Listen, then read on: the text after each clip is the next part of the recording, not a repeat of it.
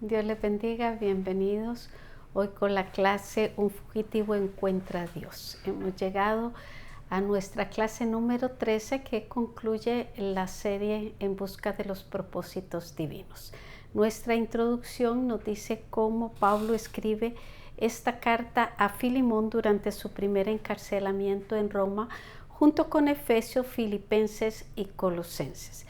Esta carta de solo 25 versos nos ofrece grandes verdades que revelan lo que es el Evangelio en sus aspectos teológicos y prácticos. También nos deja ver la grandeza humana y cristiana del apóstol Pablo al interceder a favor de un esclavo que había huido de su amo. Así que si me tienes por compañero, recíbele como a mí mismo. Filemón 17. Primer punto, una apelación amorosa. Pablo no abusa de su autoridad apostólica. Verso 8. Por lo cual, aunque tengo mucha libertad en Cristo para mandarte lo que conviene. Este verso es el inicio de los que algunos llaman la tercera división de la carta. Pablo intercede por Onésimo. Con la palabra libertad, Pablo le está diciendo a Filemón que no tiene ninguna razón para dudar en solicitarle lo que le va a pedir. Hay la posibilidad de que Filemón se haya convertido con Pablo, posiblemente en Éfeso. De ser así, el apóstol se podía sentir en la libertad de ordenarle algo y dirigirse a él con la autoridad que Cristo le había dado de ser apóstol. Gálatas 1:1. La libertad que Pablo tenía para ordenarle a Filemón era en Cristo. Eso era que hiciera lo correcto, lo que conviene, dice el verso. En los escritos de Pablo, en sus discursos, no hallamos frivolidad ni que se haya valido de su autoridad apostólica. Más optaba él por el ruego. Por ejemplo, a los romanos les dijo: os ruego por las misericordias de Dios, en Romanos 12:1. A los corintios: os ruego por la mansedumbre y ternura de Cristo, en 2 de Corintios 10:1. Y a los efesios: os ruego que andéis como es digno de la vocación con que fuisteis llamados, Efesios 4:1. Verso 9. Más bien te ruego por amor, siendo como soy, Pablo, ya anciano y ahora además prisionero de Jesucristo. En este verso vemos a Pablo repitiendo su método. Más bien te ruego por amor. La idea es que la ley del amor es una alternativa que supera las reglas. B. Pablo intercede por Onésimo con ruegos. Verso 10. Te ruego por mi hijo Onésimo, a quien engendré en mis prisiones. Pablo, en la intercesión por Onésimo, prepara el buen ánimo de Filemón con un ruego. Habla de Onésimo como si fuera su hijo. Revela haberlo engendrado espiritualmente y lo hizo en condiciones desfavorables, eso significa en la prisión. Para que cuando Pablo le fuera a pedir, ya la disposición de Filemón fuera favorable. En la expresión mi hijo Onésimo, Pablo pudo haberle dicho: te escribo en referencia a tu esclavo Onésimo. Sin embargo, Pablo prefiere describirle según la nueva realidad de Onésimo en Cristo. Verso 11. El cual en otro tiempo te fue inútil, pero ahora a ti y a mí nos es útil. Para Pablo ya no era Onésimo el esclavo inútil, sino su hijo por él engendrado. Según el Talmud, si uno le enseña la ley al hijo del vecino, la escritura considera a aquel como si lo hubiera engendrado. De acuerdo a las tradiciones judías, al Pablo enseñarle las cosas de Dios a Onésimo, le concedía cierto derecho espiritual sobre él. Pregunta: ¿cuál es la ley que supera las reglas? Punto 2. Lo que Pablo pensaba de Onésimo. que le podía ser útil en el Evangelio. En el verso 12 hay 3 puntos que podemos considerar. 1. La necesidad de un encuentro entre Onésimo y Filemón. Una posible razón por la que Pablo lo consideró necesario pudo haber sido que Onésimo seguía siendo legalmente propiedad de Filemón, aunque pagó su delito en la cárcel. 2. Para corregir la ofensa. Nadie debe, dentro del contexto del Evangelio, mantenerse distanciado de su hermano. Retirarse es lo más fácil, pero lo menos bíblico. Lo importante era que en la nueva realidad de Onésimo en Cristo se reencontrara con Filemón para arreglar su situación. Efesios 4, 25, 26. 3. Pablo deseaba la incorporación de Onésimo a la familia de Dios. El cristiano debe de aprender a vivir como parte del cuerpo de Cristo, la iglesia. Por eso Pablo en Romanos 12:5 dijo, así nosotros siendo muchos, somos un cuerpo en Cristo y todos miembros los unos de los otros. Punto B. Que Onésimo podía quedarse con Filemón para siempre. Verso 14. Pero nada quise hacer sin tu consentimiento, le dice Pablo a Onésimo.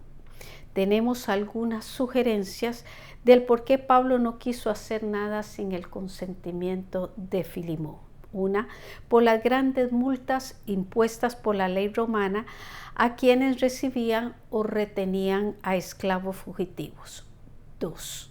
Para que no pareciera que él estaba reteniendo a alguien que le pertenecía a Filemón y que a la vez éste pudiera reclamar. 3. Que el mismo Onésimo quisiera regresar para demostrar que él no había escogido la fe cristiana para librarse de su amo. 4. Para que el evangelio no fuera calumniado bajo el pretexto de que los esclavos que lo aceptaran podían huir de sus amos. Podemos agregar que el apóstol Pablo supo consultar la opinión de otro cuando sus decisiones podían prestarse para ser malinterpretadas, aunque fueran correctas y bien intencionadas. La actitud del apóstol preparó el terreno para que Filemón tuviera una buena acción. Pablo, que logró anticipar la respuesta de Filemón y por ella este siervo fuera admirado y elogiado.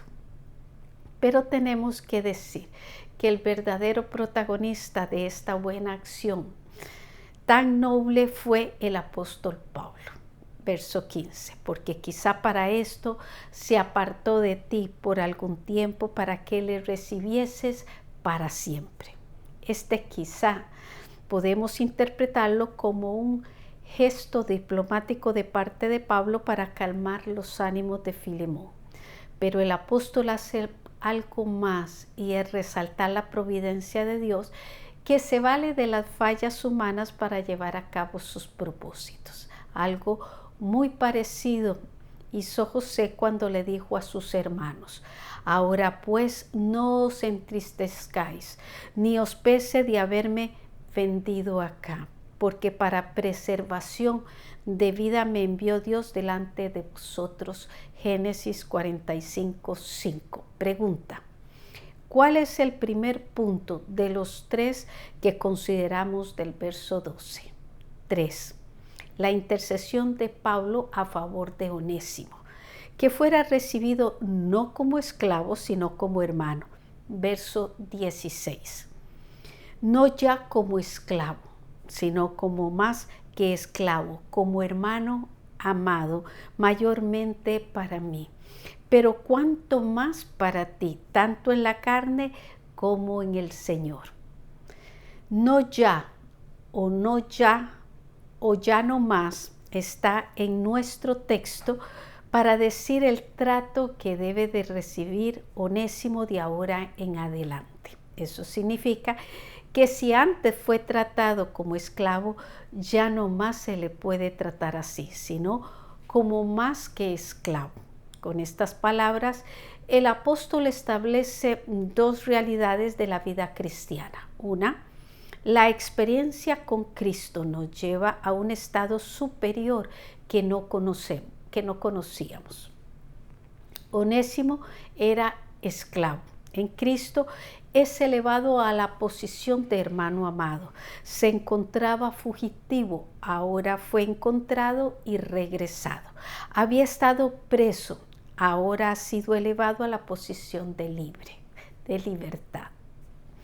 Esto concuerda con el Salmo 113, 7, 8. Él levanta al pobre, Él levanta del polvo al pobre y al menesteroso alza del muladar, para hacernos sentar con los príncipes de su pueblo. El creyente no puede seguir viendo al convertido según su pasado lejos de Cristo. Es el segundo punto. Filemón debía identificar en Onésimo su nueva posición, su nueva estatura, su nuevo carácter en Cristo. Eso implicaba verlo por encima del nivel de servidumbre que tenía. Sus ojos, controlados por el Espíritu Santo, no lo podían buscar abajo cuando Cristo lo puso arriba. Verso 17. Así que si me tienes por compañero, recíbele como a mí mismo. El efecto del Evangelio en la inteligencia y en las emociones obliga a repercusiones en la voluntad. Así que Filemón ahora tenía la oportunidad de probar con acciones lo que él creía de la voluntad de Dios. B. Se hizo responsable de su deuda. Antes de considerar los versos 18 y 19, es necesario ver en el verso 17 las palabras recíbele como a mí mismo. El verbo recibir está en modo imperativo, indicando que la acción es incuestionable e ineludible. Pablo, que en el verso 9 le dijo te ruego por amor, ahora le impone basándose en la esencia de la fe cristiana. Mateo 18, 21, 22. Y como consecuencia del imperativo o deber, recíbele del verso 17, se agregan ponlo en el verso 18, conforta en el verso 20, prepárame en el verso 22. Si primero no se le recibía a Onésimo, las otras acciones buenas que Pablo esperaba recibir de Filemón no tendrían sentido. El que infringe la ley necesita de perdón, aceptación e integración. Para Pablo, bendecir a los hermanos que no nos han ofendido no es la esencia del cristianismo. Esta consiste en dársela a aquellos que nos han lastimado. Mateo 5, 43, 44. Verso 18. Y si en algo te dañó o te debe, ponlo a mi cuenta. Un verso sobresaliente que establece dos verdades que son parte integral de la práctica de la vida cristiana. Una, el cristiano debe de aprender a poner aparte las deudas morales que otros tengan contra él. Cuando Pablo exhorta a Filemón a poner en su cuenta la ofensa que Onésimo había cometido, lo que le está diciendo es suéltalo, olvídate de la ofensa. 2. El cristiano ha de aprender a asumir responsabilidades como lo hizo Pablo de sus hermanos débiles, aunque no tenga que ver con la causa de sus errores. En la vida, tarde o temprano, habrán creyentes en que solos no puedan enmendar los errores cometidos. Y es entonces cuando se necesitará la ayuda de alguien fuerte que asuma la situación para que todo sea superado y olvidado.